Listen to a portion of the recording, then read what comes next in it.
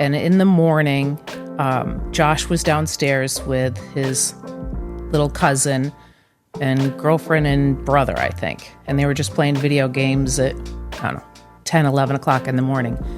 And Josh came upstairs, walked out to his car, and then came back in. He's like, yeah, I just needed a charger. And you know how you just get those feelings like, that was weird. So I said to Dave, I'm like, Dave, will you just go check Josh's coat? So completely new to any kind of recovery. So I had never been to an AA meeting. That was my first time in detox. It was really my first time being around like all sober people because I just never really surrounded myself. When you talk about the seeds being planted here, that's an important piece. Yeah. That he really knew. You know, I felt Josh could, intellectually tell us. Like he kind of understood more like the disease of alcoholism and what it was doing. So we had that, he had kind of like started to step into awareness. Yeah. And I just need help. And kind of just like broke down. I could barely keep it together. I was crying. Could barely talk. And then I was sitting at a table by myself, and this whole group of people ended up like coming from other tables. We had our own table at that point. It was full. It was a good meeting. After the meeting, like 3 people came up to me and were like, yeah, like I can give you a ride. It was just like the middle of a day on like a Tuesday or something. Like, yeah, I can go 2 hours out of my way. And that's kind of just when I was like, fuck, like this is my solution. This is where I'm gonna, like, this is where I need to be. Here we are, Real Recovery Talk. I am your host, Tom Conrad. In today's episode, we have Joshua B. What's up? What's up? And we have Joshua's mom here, Julia. Hello, Julia. Hello. It's like we just did this. First things first, thank you for tuning in on the podcast app, whichever one that you choose to use, and thank you for watching on YouTube. In the end, if you have any comments, questions, or concerns, you can always reach us, info@realrecoverytalk.com. Again, that's info@realrecoverytalk.com. And ultimately, we want to help you turn your mess into your message. You got it that time. I got it. So we got about 5 minutes in, and I forgot to hit record. Thankfully, I realized after only 5 minutes. So this is take 2. Thanks for coming on, both of you. This is awesome. It's our honor. My pleasure. It's a pleasant surprise. So I'll do a brief introduction, and then we'll just get right into it. Josh was, in fact, a client here. What did we determine? About 2 years ago. Did 2 tours here at Rock Recovery Center. And, was obviously very pleasant to have, but you were stuck in your ways. It was one of those situations. How old are you now? 23. 23. So you were 21 when you were here. And I get it. 21 years old. Like I'm dreading the days when my son is 21, just because I know how he is now and he's only 8. I can only imagine what he's going to be like when he's 21. But anyways, Josh is got quite a bit of sobriety time under your belt now, which we're going to get into. And Julia, you were as Josh was 21 years old, seemed like you wanted to pull your hair out. Mm-hmm. And just... It was a rough time. Yeah. So we're going to get into all that. But I want to start, Josh, with you first. Take us back to when things were, started becoming an issue for you, your substance abuse in particular, and then we're going to go from there. And then, Julia, I have some questions for you. Go ahead, Josh. Well, I think that substance abuse has been an issue since the first time that I've really used substances. The first time that I drank, I blacked out at my friend's house, and we got caught because I was puking over their balcony, and I woke them up at like 3 a.m. and they were super excited. So they called my mom, and she took me to CrossFit the next day, which was terrible because I was Wait a second. Hang on. On take one, it was about a football game. Yeah. So this is this before the football game? Before, yeah. Okay. So you were at your friend's house, you drank too much, puking over the balcony, and they were excited that you were puking over the balcony? Sarcasm. That was sarcasm. Oh, okay. All right. Got it. So mom, you went to CrossFit the next day. Yeah. That is a great punishment. Mom was going to CrossFit. Yeah. And I got the call, and I had a group that I was meeting. I'm like, you're joining the group. I called the ladies. I'm like, I've got a son who just did a big drinking night, and they said, bring him on. Nice. So, how old yeah. were you? 15. Whoa. 15. Yeah. Yikes. Mom, you ain't messing around. All right. So keep going. Yeah. So that was the first time that I really drank, and it kind of just went up from there. It wasn't really a problem until my senior year, I'd say. That was the first time that I really got in trouble for anything, besides like with my parents or my family or anything. It was at a football game, big rival football game, and I decided to go up to the student section and flip everyone off, and told the entire student section to move back, because I was a senior. And then the principal was like, hey, Josh, why don't you come over here for a second? And ended up running away from the property. Got away. Still got suspended. But that was the first time I got in trouble. I was at the beginning of the school year. At the end of the school year, my senior prom, that was the first time I had any like legal consequences.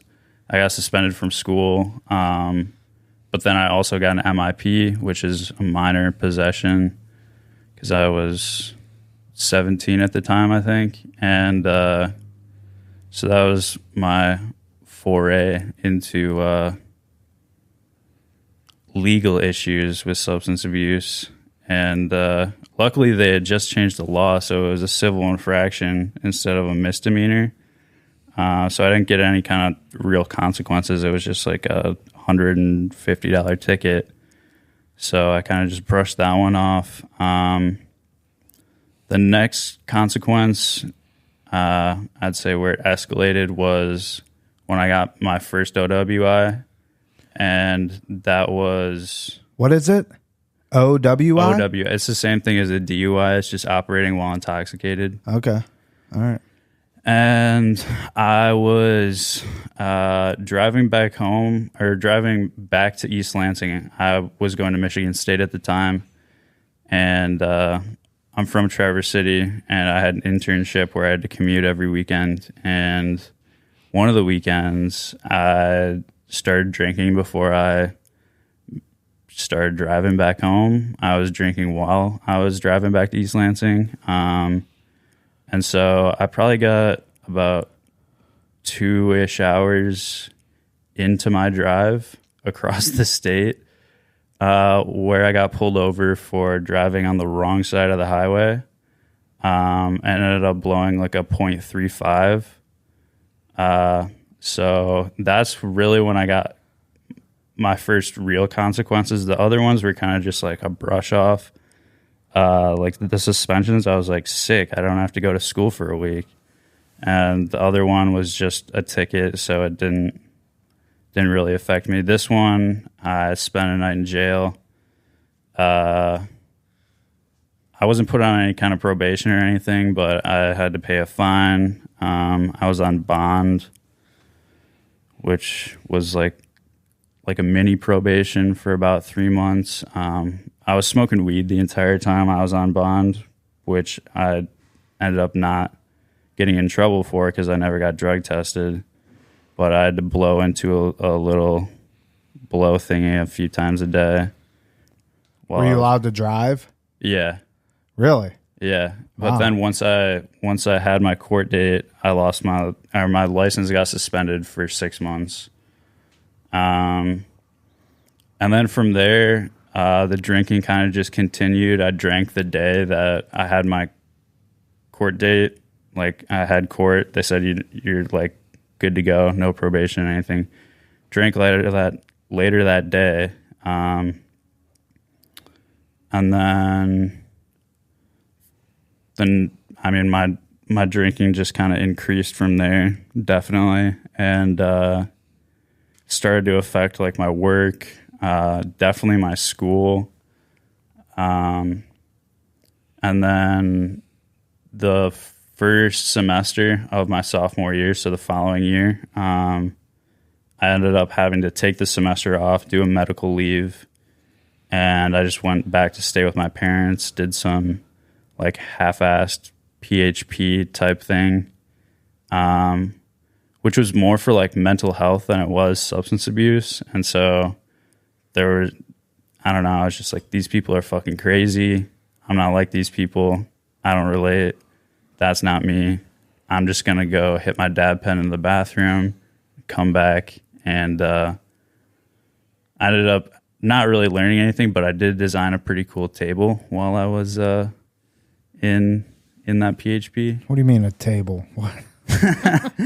Yeah, they ended up having to take the colored pencils away from me because I was just sitting there like drawing a 3-dimensional table that my dad and I have actually ended up building.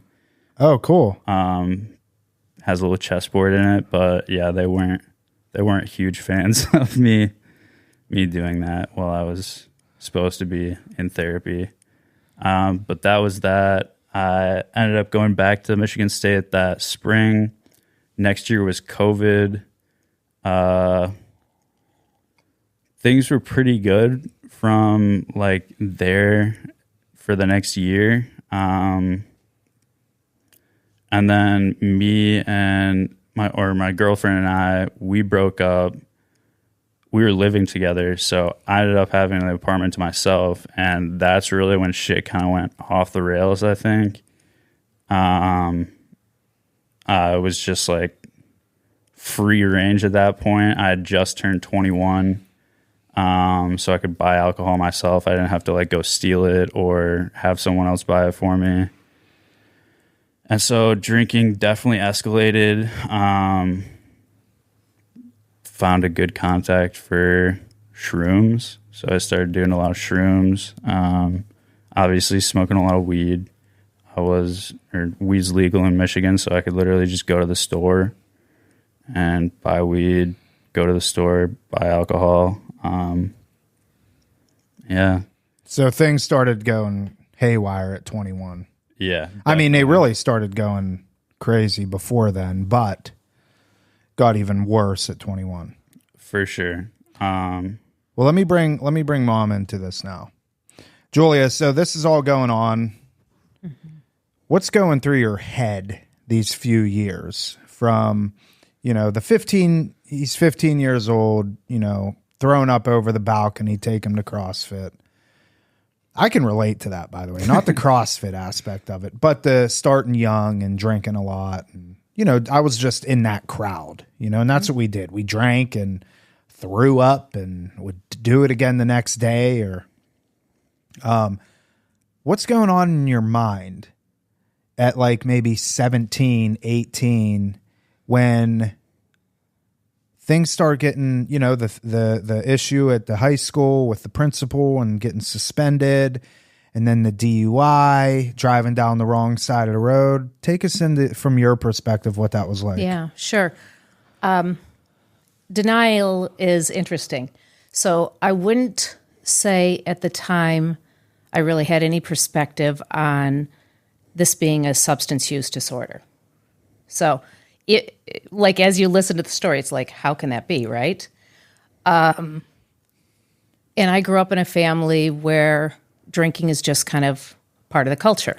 You go canoeing, you bring alcohol, whatever you do. You go haul hay, come afterwards, sit around and have a beer. So the fact that Josh got drunk and then, we went to CrossFit, he was pretty good though. He'd do like 20 sit-ups and go puke and come back and do 15 pull-ups. And, but the fact that he and even when he got in trouble with the principal and the at the prom, I knew he was drinking. I knew he was drinking too much. But my brain didn't go to substance use disorder. It went to mental illness. Like, are we dealing with depression, anxiety? Because he definitely had anxiety. So when he said like that he went to the PHP at the hospital, at the time, I was pursuing what I thought was mental health issues, which of course, substance use disorder is a mental health, but I was looking more along the lines of depression, anxiety, and that to me, the alcohol was just secondary. It was a piece of the problem, but it wasn't the problem. So, and I would say the timeline is exactly what he said, you know. Yeah. I mean, it's interesting, the mental health aspect of it. And I feel like we probably talked about this in our conversations, you know, prior to Josh coming here. When it comes to mental health, I say this pretty openly. I haven't met an alcoholic or a drug addict that's not dual diagnosed in some degree with anxiety and depression and substance abuse disorder. Mm-hmm. Now, the tricky part is figuring out what is causing what. And it's almost so tricky to the point as, what's the difference? You know, if the mental health is causing the substance abuse, or the substance abuse is causing the mental health, either way, the substance use has to go. And so what we do with people is, I tell parents all the time, because I'll get calls from parents and it's like exactly this. Well, I think he's drinking because he's severely depressed, and he has all these high highs and low lows and stuff like that. And it's like, well, we can't really base our decision, or we can't make a diagnosis based off of hearsay.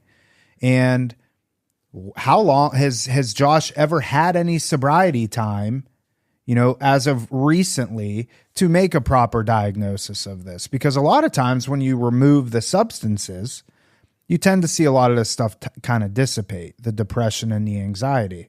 So it's oftentimes a cat and mouse game, you know, trying to figure out. But I tell people all the time, you got to get a solid, at minimum, 30 days of sobriety under your belt before you can even really start trying to piece together how severe the mental health is.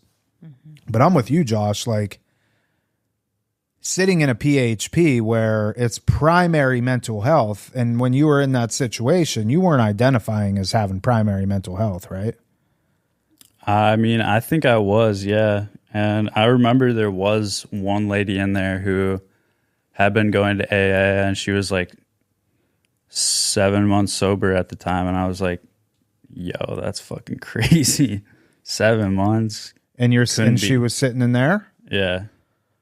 So when I think of mental health, and I'm jaded, you know, I think anxiety and depression is amongst everybody in some degree. Severities oftentimes are different. You know, I go through depression sometimes and anxiety. But when I view mental health, especially in a treatment setting, I'm looking for severe bipolar, you know, schizoaffective, something along those lines. When it comes to anxiety and depression with a secondary diagnosis of alcoholism, my honest opinion is let's tackle the alcoholism first. I mean, kind of treat both simultaneously, but oftentimes you remove the alcohol, that depression will start to wane. The anxiety will start to wane. And I only base that off of my own experience. I'm not a doctor. This is a good time to say this. I'm not a doctor, so don't take any of this as medical advice. But anyways. No, that's something that I've definitely noticed too. And I think that's something that has also kind of drawn me to sobriety, is like the first couple times I got sober, it was less of my choice and kind of a little bit more forced upon me than I would have liked at the time. So I want to dig into that a little bit, but I want to dig into that from mom's perspective. Okay. So Julia, let's go back, and just to be honest, I remember a lot of the situation, but I don't remember all the details. Take us to when you're like, okay, something's got to happen. You got to get out of Michigan. Let's go there first. Okay, and I'll even back up just a little bit more say that Josh was under the care of a psychiatrist from sophomore year in high school. So he definitely was getting treatment, and that's like, the one thing. If I could go back, right, and like to identify the substance use disorder earlier would have been helpful. So because he had a lot of care and there wasn't any improvement, it kept progressing, right? So then I would say the summer before, he came home for his brother's graduation party, and I could tell the rails were off at that point. I remember just one time crying because I was so, like, I didn't know, like I'd go in and try to wake him up and he'd be like out. And like, I just didn't know what was going on, and it was just so scary. And then at Thanksgiving time, Dave, my husband, had COVID, his father, and Josh had said that he needed, because I called him and said, don't come home for Thanksgiving. He's like, Mom, like he was talking about suicide at the time. He's like, Mom, I need to come home. It's more important that I be home than risk COVID, whether or not the COVID. So that was kind of like the beginning. And then at Christmas time, there was like rough times in between. But at Christmas time, it was one Christmas, it was like right around, and in the morning, Josh was downstairs with his little cousin and girlfriend and brother, I think. And they were just playing video games at, 10, 11 o'clock in the morning. And Josh came upstairs, walked out to his car, and then came back in. He's like, yeah, I just needed a charger. And you know how you just get those feelings like, that was weird. So I said to Dave, I'm like, Dave, will you just go check Josh's coat? So he came out with a couple of vodka, the little pony bottles, yeah. And that, for me, is what it took to take the denial off for the alcohol issues. Because, again, growing up with a lot of alcohol in my family members and everything, what we did, there was always alcohol. Like, that didn't seem... But drinking vodka in the morning when you have, like, that's not, a scary social situation, it's just hanging out and chilling, like, I knew that there were real issues. So that kind of built up to a huge fight, us calling the police on Josh, him leaving, going back to school, and at the time describing to us that, how he was going to kill himself and everything. But he was not going to kill himself until after he went out west skiing with the MSU ski club. Oh, okay. So you had a timeline. You had it all planned. Okay. So in that time period, then we were like, okay, we need, like, there's something has to change. And that's when he was gone that I started just making phone calls. I started on the internet. Well, actually, I started with the mental health professionals. So I called the nurse practitioner that was currently prescribing his medications and said, we need help doing an intervention. And she's like, yeah, good luck with that. And truly, she said, good luck, but no help, right? And then, so it was just like everywhere I reached out, there wasn't anybody there who seemed to be able to help.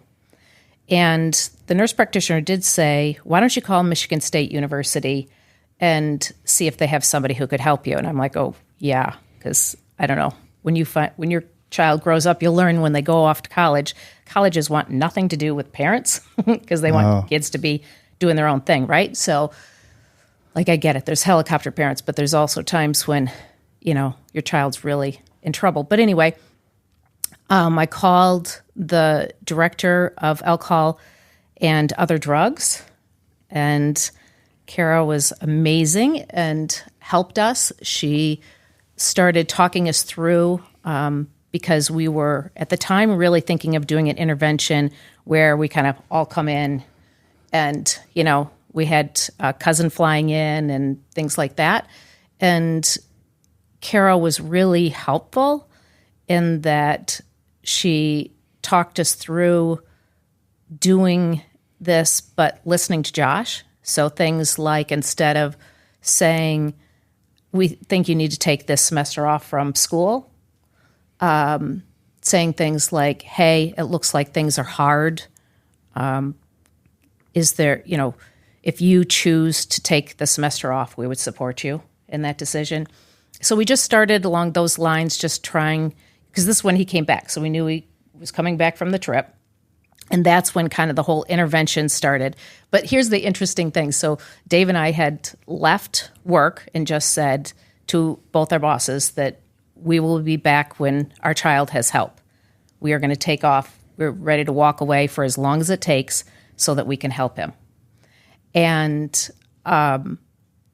so we were there, I think, like 4 or 5 days. And what we would do is every day we'd go back to our friend's house and then come back and talk to Josh. And then back to our friend's house. And it was like 4 or 5 days into it where he's like, do you guys work anymore? And I'm like, because it's just kind of funny when you're drinking, you don't, like, because we didn't go down and hang out with them at college. So the fact that we were there every day might have been a clue that something was up, but not so much for Josh at that time. Just like, what are you guys doing here? So in the meanwhile, I'm like searching the internet, and I was looking for a place that had a piece of outdoor activities, and I got you on the phone. And Tom, you were a big piece of it because you really cut right down to the issues. And you and I started talking. And Josh at that time wanted to go to California. Do you remember that? I remember this. And so we did it, and we didn't actually have to do the intervention because as it turned out, he was doing his virtual meeting with his nurse practitioner, and she was going to prescribe yet more drugs because he had been on drugs that, to keep him from drinking, drugs he was up to, I don't know, 11, 12, like he was stoned on like prescription medications at this point because there's so much. 9 drugs. Yep. So, do you remember what I filled out on the intake form? I do. Do you want to tell that part? You can tell. You probably remember it better than I do. I do. So Josh had been telling me that the mental health portion was not helping and that they really didn't give a shit about him. And I'm like, okay. So as he's doing the intake for, because when you're doing a virtual visit, you have to like fill out all this stuff, like how are you today, what's going on, or have you had any symptoms, all that. So Josh, in one question, it asked about your breasts or something, and he said that his breasts were in pain and that he thought he may have like he just was totally messing, like it just, and he's writing all this stuff. He's like, watch, she won't read it. Oh. Yeah, because it was what she was supposed to, it's the stuff you fill out for the pre and before your virtual visit. And yes, she never. I said I was pregnant and like, didn't say anything. And this was about part of the school. No, this was actually. Little shout out to Pine Rest Mental Health Services. Josh. Oh boy. All right. Anyway. Hey, it is what it is. Yeah. So, and yeah. It was just obnoxious because he's at this point drinking, and I know he's drinking, but at the time, Tom, you were advising me not to really try to work on him stop drinking, like not to not stop drinking eventually, but not to try to get him to go cold turkey. And so we were just kind of there with him as he was working through the process. And anyway, so during that visit with his nurse practitioner, Josh was just really frustrated with like his options. And Josh said, I think I need to go to rehab. So that was kind of the breakthrough that we grabbed. And it was like a rough time period. So just so happened Dave was going to pick up your cousin who was flying in from Wyoming to be there because we were going to talk to him. So they walk in the door and I'm like, so Josh has said he wants to go to rehab. And again, Josh being kind of constantly drunk didn't even think twice that my cousin from Jackson Hole is like walking in the door. And my parents have been hanging out for almost a week. And what's going on here? I don't know. You might have perspective on that, but it was, and so we had a couple of days because at that point, Josh still had to pick where he was going. And I think at some point I put you on the phone with him, Tom, because he was really talking about going to California, and I wanted him to come here. I remember the one conversation. I think you were on your way to the airport or detox or something. That was a special one. Yeah. And you had some nice words to say to me. Telling me to F off every which way. Well, no, you said, do you want to get sober? He's like, I want to get sober. That was part of it. Yeah. But yeah, so he, I think, like, because he knew he was going, he just escalated his drinking or what it appeared. And so like 2 days later, when we picked him up, he was so drunk we could hardly get him in the car. And so much so, and I'm now driving him from East Lansing, Michigan to Chicago, which is, I don't know, 4-hour drive, 4 or 5, something. And it was scary as could be because he was so drunk that he was like trying to get out of the car, and I'm driving him by myself. Is that when we got on the phone? Yeah. Yeah. That is about when you guys got on the phone. Yeah. So got to Chicago and stayed the night at my friend's house. Thankful. And next day, put you on a plane. And to Florida you flew. Mm-hmm. Yeah. So there was a lot of stuff in there. I mean, and the point is that like it took what it took. You came here for the first time and then went back to Michigan. Mm-hmm. So the first time that you were here, Josh, from your perspective, what was that like for you? What was your mindset around? Because it's your first time out of state in a rehab. Mm-hmm. Take us through that a little bit. At first, I really had no idea what to expect. I got dropped off at Banyan, which is like...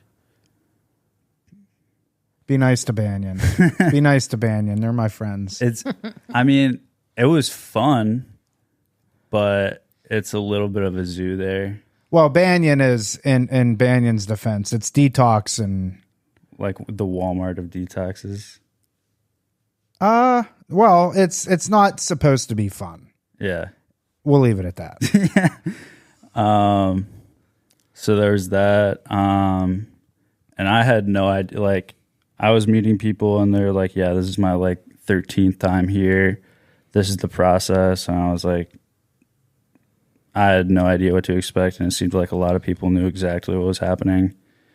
So that was kind of a shock there, and just not having any control. My therapist there, rumor had it, was she relapsed on cocaine because she disappeared the second day I was there. So I needed to go through my therapist to make any phone calls or get any changes to my treatment plan.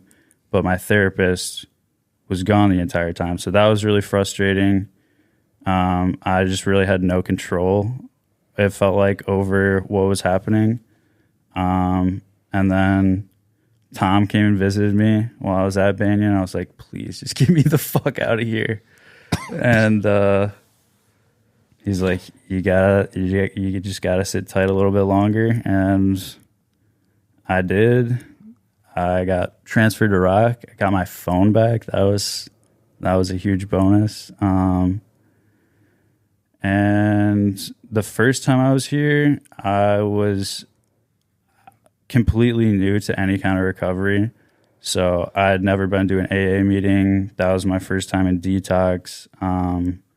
It was really my first time being around like all sober people, because I just never really surrounded myself with people like that previously. And so it was just a lot of learning from other people who were a little bit farther along, people like Ben and Tom who were much farther along, Maya, Steve, Destiny, I don't know, sometimes Keith.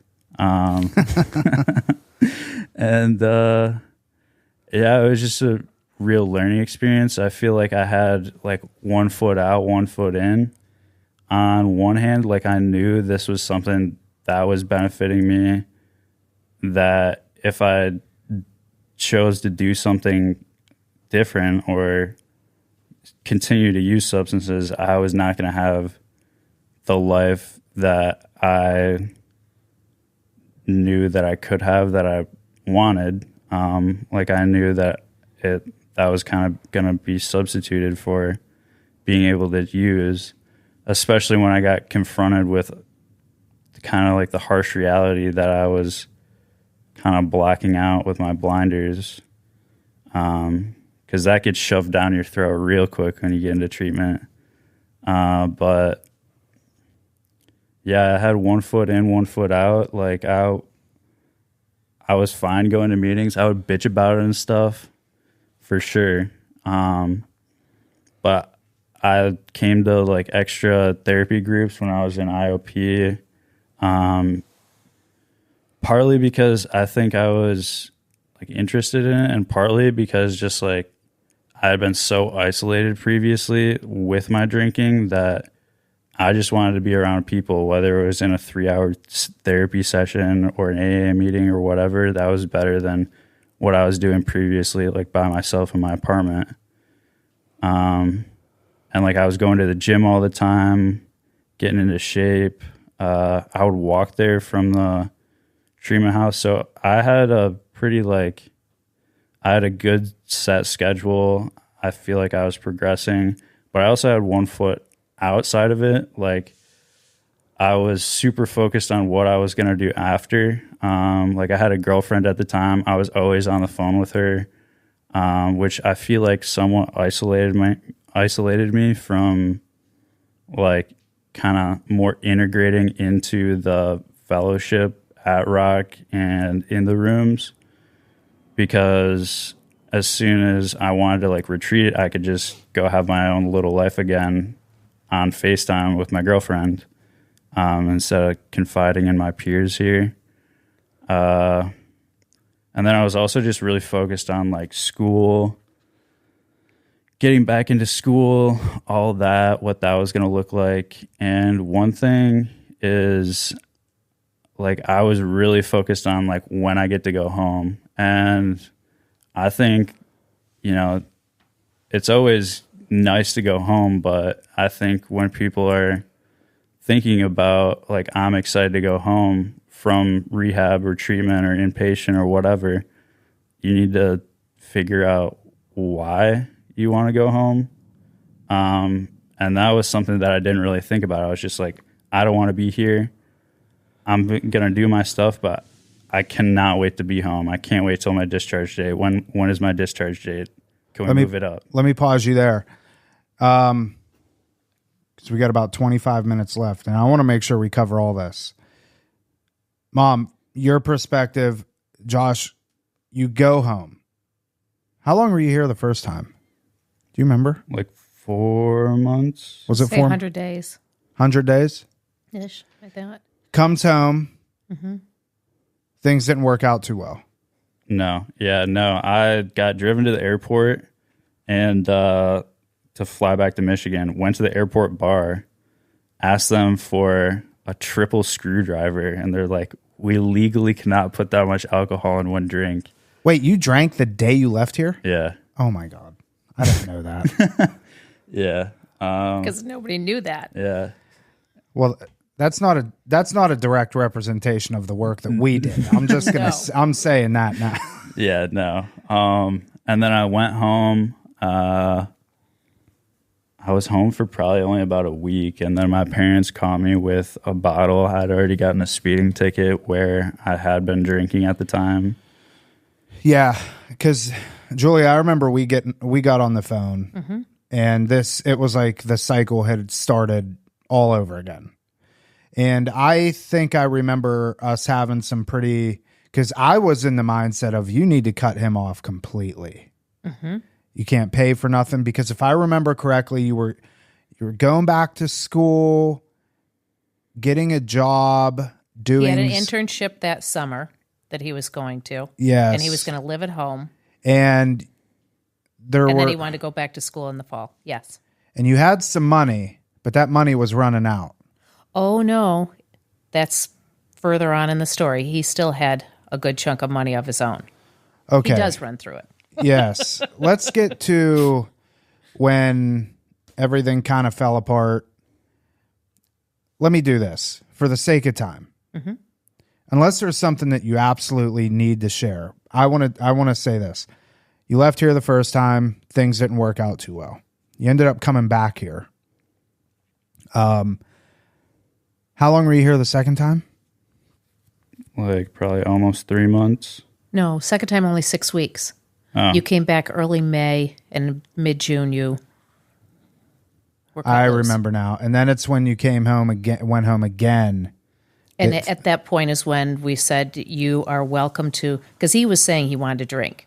Yeah. We said you're welcome to drink, you're welcome to go home and do homework, but we are not paying for anything. So he started with his flight home. He paid for that. So, Julia, from your perspective, you started upholding boundaries with him when? Well, during the first stay. So It was whenever you and Maya pulled me up here. I remember we were sitting right here. Yeah. And we had like a little video conference call with my parents. Yeah. And I was like, fuck all of you guys. Yeah. Well, we were doing for you what you couldn't do for yourself. True. Yeah. It ended up being super helpful. Yeah, that was toward the end of your first time here. So I want to get to now, because you have a good amount of sobriety time under your belt. And I would like to say that you left here and you've been carrying your sobriety ever since, but that's not the case. So I'll give you guys the opportunity. Is there anything that you want to talk about with your stay here, kind of, that time period, or do we want to go? I really want to know what happened and what made you get sober, and like how you're able to have the sobriety time that you have now. Does that make sense? Yeah. Total. So you left here, you went home. And Tom, could I say though, Yeah. I really think when you talk about the seeds being planted here, that's an important piece. Yeah. That he really knew, I felt Josh could, intellectually tell us, like he kind of understood more like the disease of alcoholism and what it was doing. So we had that, he had kind of like started to step into awareness. Yeah. And I feel like when I came here, I was like, yo, sobriety can be cool. What? Yeah. Like, Tom was wearing some Lulu joggers, and like Ben's a little surfer dude, and I don't know. I was just like, okay, so like, it's not all just like sad old dudes in a church basement. Like, this Right. shit can be cool too. We don't even have basements here. So, and you, in terms of seeds getting planted, I feel like that's when you maybe first understood that there is a way out. There is like, I don't have to do this, but you chose to anyways. When you went back home, you left here the second time, you went home, started drinking again. Immediately. Mm-hmm. How long did that take place? It was like all summer, and it kind of came to a head. I ended up calling Ben and Maya, and they ended up doing like a welfare check on me. I remember now. I remember this. Yeah, and so I got dragged to the psych ward for a couple days. See, we're always here to help. Yeah, and then my mom picked me up. Continued to drink after that, and then I went back to school. I was at Michigan State, and shit was just not like, I wasn't able to do my classes. I was too deep into my addiction that I really wasn't focusing on anything else. Like, I was late to my healthy lifestyles class because the first speedway that I went to was all out of the fireball shooters. So I had to go to a second speedway. Wait, what are you even talking about? Like the little nipple bottles. Oh, okay. Like, I would go there. What Speedway? Like a gas station. Oh, okay. So I'd go there. They were out of the little one-shot things. So I was like, God damn it, I'm going to be late to my healthy lifestyles class because I have to go to a second speedway so I can get my little shooters so I can drink them before my healthy lifestyles class, which I think is just kind of like ironically funny. But yeah, so that didn't end up going so well. Ended up having to take medical leave from that semester as well. Went to a recovery center in Michigan and did like a week and a half there. Came out. I was sober for maybe like between probably a month and 3 months, somewhere in between there. Relapsed over Christmas break, kind of fell back into the same pattern, started to like pull myself back out, this time without treatment, and then kind of fell back in head first, started smoking first, probably around this time last year, and then within a month or probably even 2 or 3 weeks, I was drinking again. Within 2 weeks of me drinking again, I got my second OWI. Oh. Same county, also driving on the wrong side of the road. But this time I got arrested while my car was parked. And it was on April Fool's Day. So I was like, April Fool's? So it was April of 2023. Yeah. And that was the last time that I drank. I went to like the drunk tank, and I was like, just send me to rock, because at that point I was just like, I just want to run away from my problems. I don't want to deal with this. Like, I want to go back to rock. And the prosecutor or whatever is like, no, we're not going to let you leave the state. Oh, interesting, because I'm like, I don't even think we got a call. Yeah, no. And then I was like asking my mom, like, how am I going to get out of here? And she was like, why don't you ask your higher power about it? And I was like, Ooh. Are you fucking kidding me? And so you were in jail. I was in jail. I was like, how am I going to get bailed out? And she was like, I don't know, ask your higher power about it. Good for you. And I was That's like, awesome. Fuck me. But that was kind of like the first time where I really got down on my knees and was like, I need help. Like, You did this in jail? yeah, in the little drunk tank where the lights never turn off. There's no fucking clock. Like, How long were you in there? like 2 days. Not very long, but longer. Felt like a year? Yeah, longer than of course. I wanted to be there. They're like, oh, you're detoxing from alcohol? Oh, you get one Gatorade every 6 hours. And I was like, sweet. I'll let you know if I have a seizure. So you asked your higher power. Yeah, I ended up not having to pay any bail, which is crazy. They let you out. Yeah, they let me out. So it worked. And then I went to the same recovery center that I went to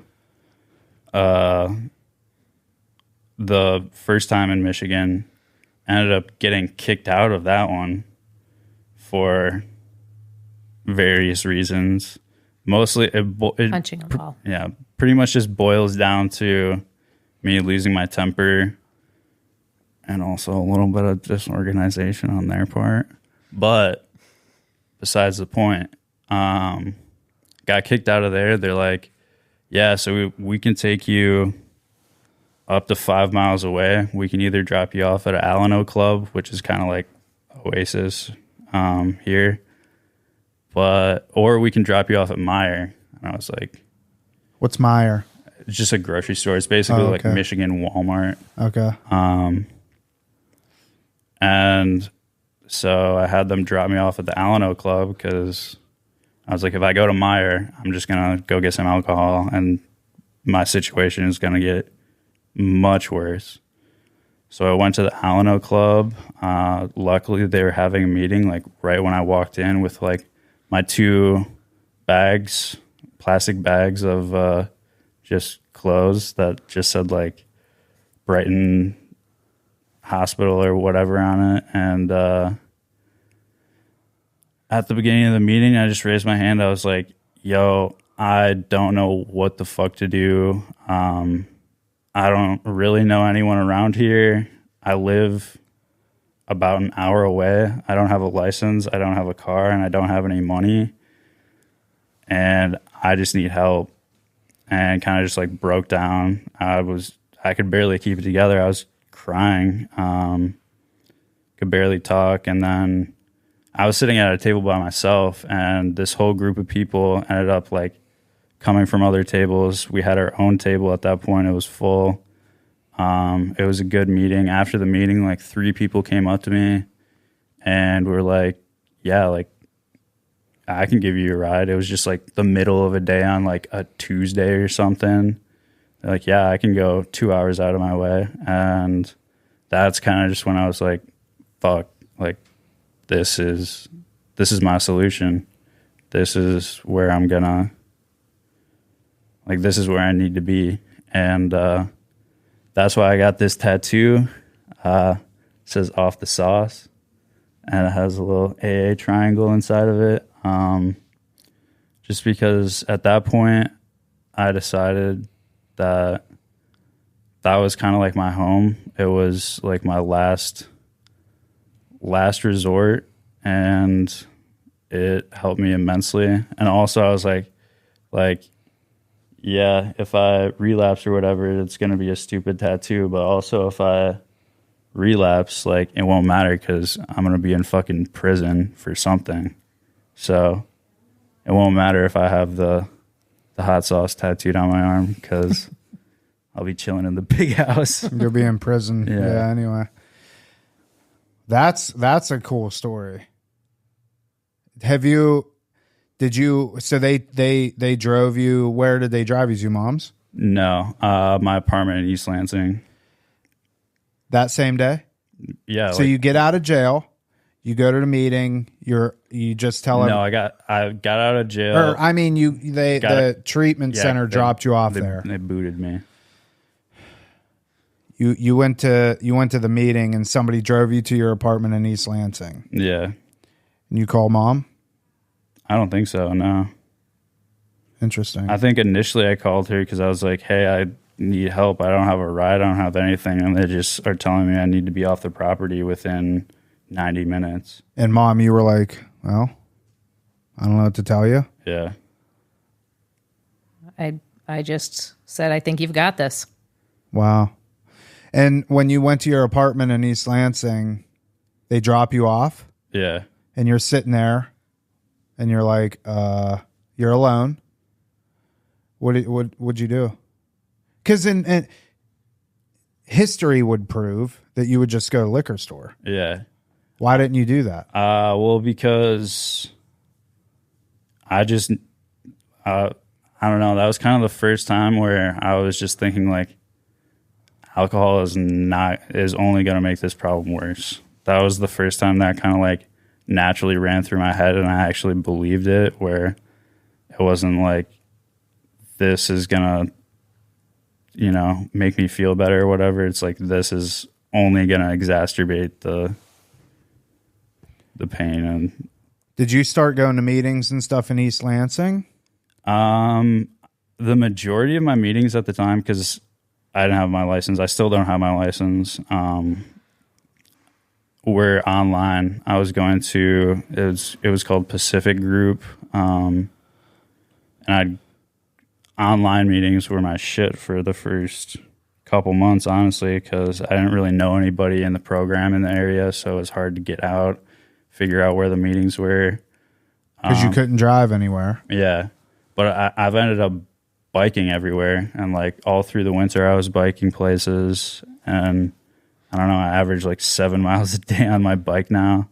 And I love biking at this point. Initially, I hated it. So it's been a huge change, just like mentally, physically. Like I look like a completely different person, at least in my eyes, from when I was here or when I was in active addiction. Do you feel like a completely different person? Yeah, because I feel like I react differently. That's like the biggest thing is my mindset. Plus, I have some tattoos now. I don't know. It's my reactions to things that's different, and how I don't know, how I deal with things and rationalize. Like, I don't know. It's hard to explain exactly what it is, but I'm definitely different. And like what we were talking about at the beginning, with the depression and anxiety, I've definitely seen that like dissipate and slip away. I mean, it's still there for sure. I mean, anxiety, especially the depression, I really don't notice at all, but the anxiety, I think that's just natural. Yeah. But like, that was something that drew me to sobriety too, was that I had been in and out so many different times, and I started to notice a pattern of like, hey, when I was drinking, shit instantly got worse. My mental health instantly started to decline. And hey, after a little bit of me being sober, like that stuff all just kind of goes away or isn't, on high alert or whatever. And so I started to see that pattern. I was like, shit. So when you removed the alcohol, a lot of the anxiety, depression went away. Mm-hmm. That's what I said in the beginning. We could have just cut straight to that. That's awesome, though. I mean, so in East Lansing, are you plugged in? Like, do you have your meetings and stuff? Yeah. My sponsor, I met through the online Pacific group. He currently lives in New York, so we've been long distance sponsee in it. And that's been really cool. I love my sponsor. He came to visit. He came to my parents' house over the summer. Oh, wow. Yeah, so I've had a lot of fun with him. I've had a lot of fun with just people in the different fellowships. I have an NA home group. I have an AA home group. I'm part of the collegiate recovery community. And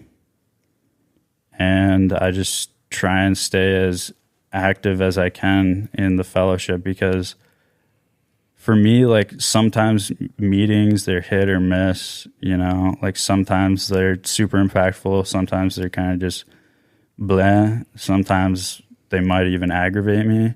But what's really kind of like got me to stay is enjoying the people that I'm around, and also figuring out that like I don't have to enjoy everybody in the room, and I can still get a message. But the fellowship's really what's helped me, and especially not having a license, like I've been helped out countless times. People have just been so selfless.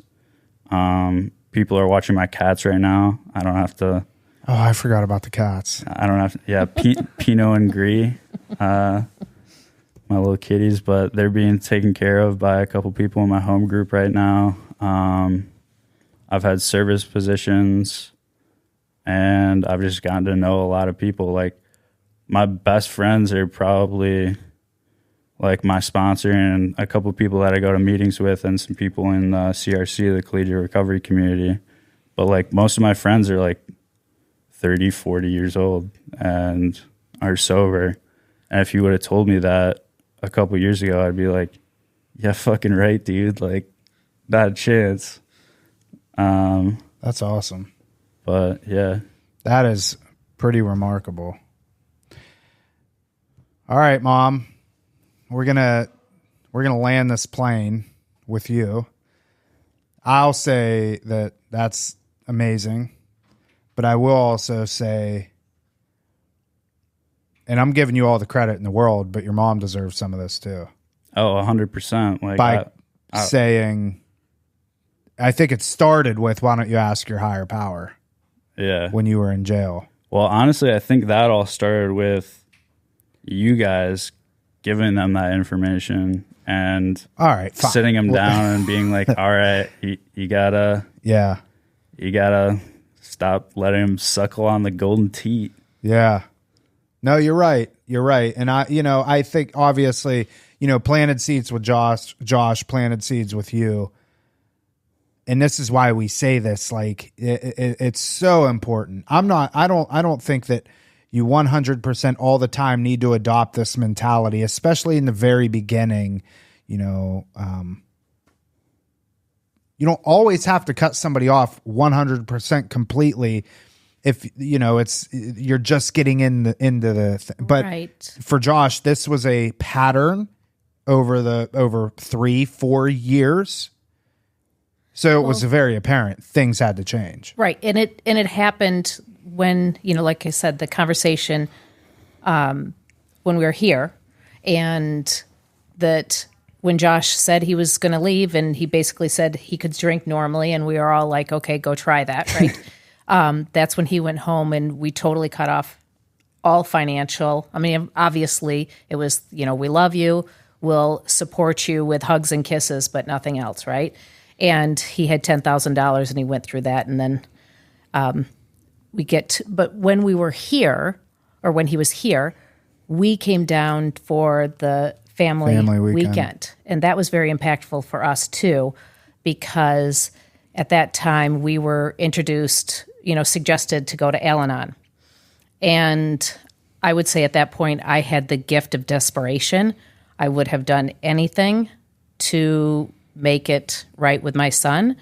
And so we went to, you told us to go to Al-Anon. I'm like, I'm going to Al-Anon. And when I first went to Al-Anon, I kind of didn't totally relate to everything, but I was like, I am going to 100% do whatever I can do. And I definitely initially went because to get my son healthy. And then over time, of course, you realize that you're in the room for yourself. You're not in the room for anybody else. And the beautiful thing is, we kind of have a year on Josh as far as like Dave and I going to Al-Anon for now 2 years. So as he was still out doing homework, we were committing to our own recovery and really working on getting healthy in our marriage, in our lives.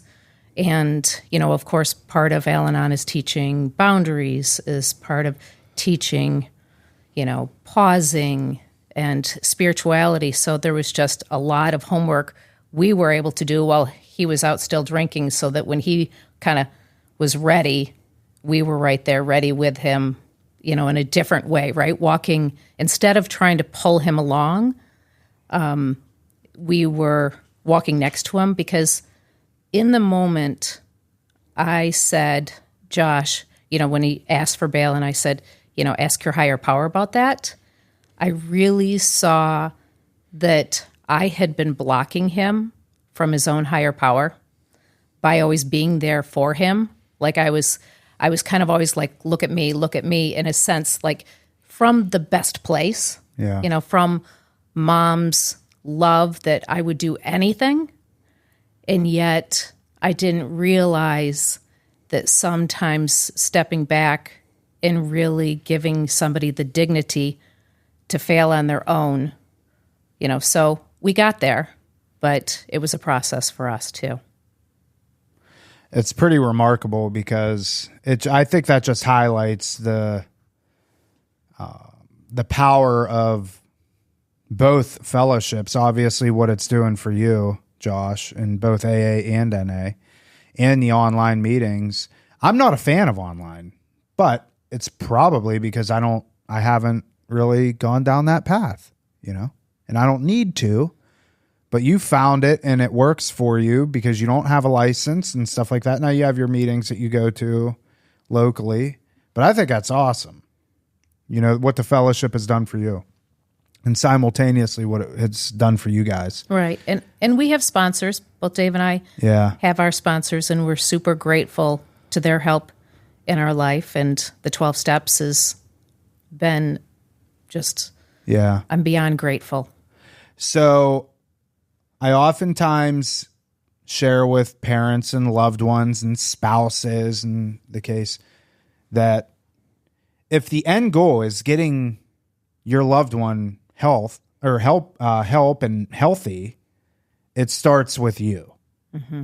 It doesn't start with them. You may think that it does, but it starts with you. And Ben asks people all the time, like he would ask you, I don't know if he did ask you, but I'm saying as an example, Julia, what's your drug of choice? When you're in the midst of all this, Julia, what's your drug of choice? And a lot of times parents are like, what do you mean? What's my drug of choice? Mm-hmm. But when you actually analyze the situation, your drug of choice was Josh. It was control. It was control. Mm-hmm. That had a name, Josh. It was, what can I do to control this situation? Right. And I think that you're a mom. It's right. To be expected. And so much so, like if somebody would say, how are you doing? I literally would respond, how we are, like we is how I looked at it, right? Oh, we were like Josh and I, because I was so focused. I remember those days of going to work and telling my coworker, like, I just don't know how I can be a good coworker because I am just in so much pain, worried about my son. Yeah. And I had no concept of, that's where Al-Anon has been such a blessing in our life. And it's something that I'm committed to for life.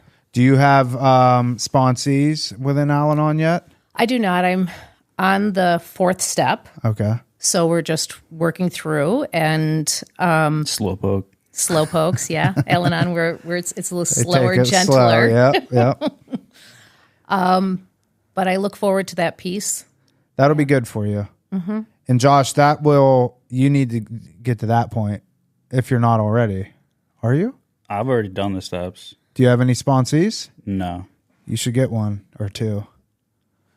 And for a couple reasons. One, because you have a lot to offer them, and two, it helps you. You know that. Yeah. You're doing just as much for that guy in New York as he's doing for you. Yeah. And I'm sure he has said that to you. Mm-hmm. So that's what this whole process is about. Is it took what it took for you, Julia, it took what it took for you. But there's people that, situations are unique to their own, but you guys are cut from the same cloth. There's other Julias out there that have other Joshes as sons that need to know what you did to get him the help, And I think is the next big piece for you guys, in my opinion, But we're here. It's phenomenal. So you're here. You're going to speak to our clients tonight at Alumni. Yep. When do you have a year? April 1st, April Fool's Day. Oh, that's right. Yeah. So in like 3 weeks. Yeah. That's awesome. Would you have ever thought you would have a year of sobriety? Honestly, no. That was like such a foreign concept to me when people would come in, and yeah, no. But after like month 3, time just kind of started flying by. Like, no, it goes even faster as you go. I can't even believe it. So you're back in school?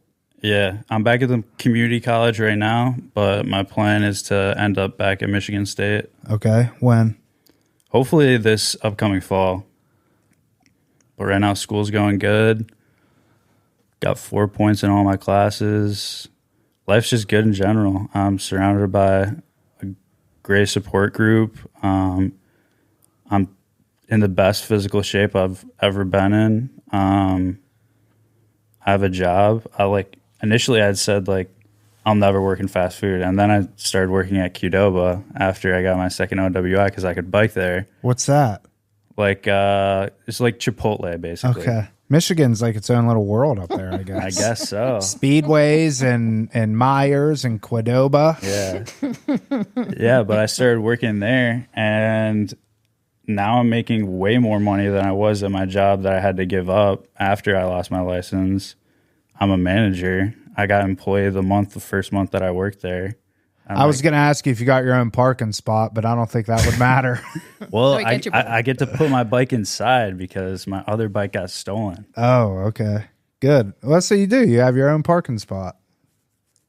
That's awesome, dude. Yeah. Wow. And Julia, did you guys finally go back to work? Oh, yes. I just have to say, if somebody had told me a couple of years ago, you're going to be glad that you went through this. You're going to be glad that you're part of the recovery community and that your life is going to be better. Be like, nerd. Yeah, right. I would not. And I didn't come into it thinking like that my life was unmanageable. And yet it was totally unmanageable. Like it was totally, I was, you know, focused on Josh and not, and I didn't, and here's the thing, I'm a physical therapist and I didn't really understand self-care like I do now. Like I thought self-care was definitely like physical things and whatever, but like now I understand like that self-care can be, whether it's pausing, self-care can be meditation and spirituality and things that have just improved our life beyond what I ever would. Yeah. It's just, it's kind of amazing. So well, thanks, Josh. Yeah. There's a strong correlation between those things too. And, you know, if your spiritual health is intact, your mental health, your emotional health is intact physically, you're going to feel better. Mm-hmm. You know, I've noticed that in my own life. My blood pressure is a direct metric. If I'm emotionally in a good place and mentally in a good place, spiritually in a good place, my blood pressure is lower. Mm-hmm. But when I'm stressed to hell, forget it. That's when I'm taking my blood pressure meds. So, well, it's been great having you guys on. I really do appreciate it. And we're always here, you know, if you want to come down to Florida to get out of the blistering cold. I couldn't do it. You couldn't pay me enough. You could pay me enough, but it'd have to be a lot to move back up north. But I've heard that Traverse City in that area is beautiful. Come visit. East Lansing, not so much. But I've only been to one part in Michigan, and that was Dundee, Michigan, where they have the Cabela's store. Mm-hmm. Yeah, that was it. So, drove there and then bought what I needed to buy. Yeah, and then left. Yeah. It doesn't count. I know nothing about Michigan. But they had a good football team this year. Woo, woo. Yeah. Even though they cheated. What do you mean, Nate? Oh, get out of here. All right, we're going to wrap this up. Thanks, guys. Appreciate you coming on. All right, that is it for this episode of Real Recovery Talk. Thank you for tuning in. In the end, if you have any comments, questions, or concerns, you could always reach us, info@realrecoverytalk.com. Again, that's info@realrecoverytalk.com. And ultimately, we want to help you turn your mess into your message. That is it. We will see y'all later.